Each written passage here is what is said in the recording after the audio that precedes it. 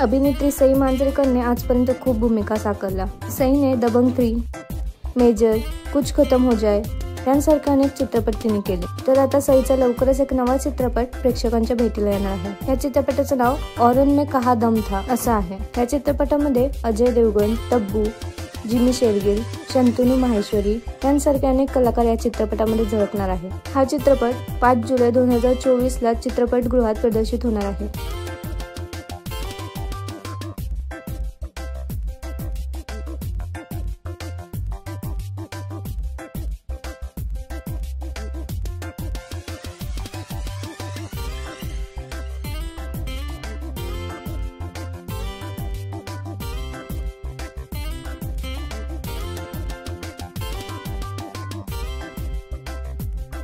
तुम्हाला सईचा हा नवा चित्रपट पाहायला आवडेल का?